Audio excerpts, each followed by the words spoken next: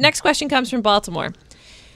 He writes, I'm struggling to decide whether to sell my single-family house in Baltimore. It was purchased in my name only in 2012 with my girlfriend. She is moving away, leaving me with a mortgage I can barely afford if I keep saving any money in my new 401k.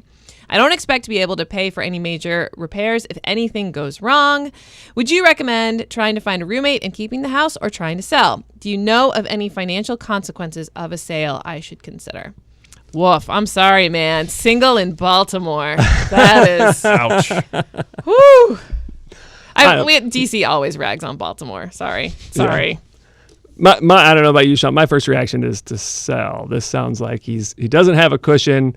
Home ownership, there's always stuff that comes up that you have to spend money on. It's kind of a hassle trying to go out and get a roommate that you're happy with and to try to like build up some extra. Like it sounds to me just like a really big hassle.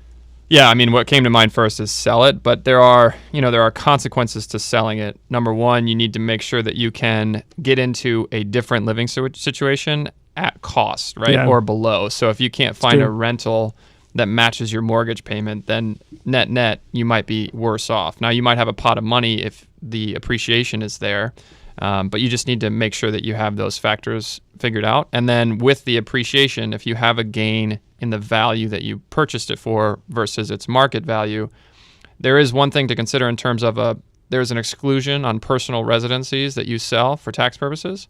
And for single people, I think it's $250,000, and for married folks, it's $500,000. Yep. But that should allow you to sort of circumvent paying any kind of tax liability on that gain if you have it. So up to that amount of gain, you don't have to pay any taxes on, as long as you've lived in that residence for 2 years or more.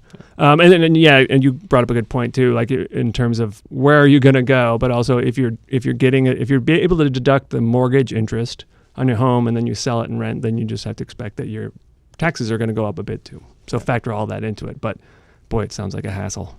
Yeah. I feel like once you live without a roommate that you're not like having special hugs with, you really can't go back to having roommates that you don't have special hugs with. Sean, you have had roommates in the recent past. Yeah, I mean, I special hug everyone I know, so I'm not sure I understand the We have difference. Never special hugged, Sean. Well, we will remedy that. No, we won't. No, we won't at all. I think y'all need to define your terms. I think we know the definition.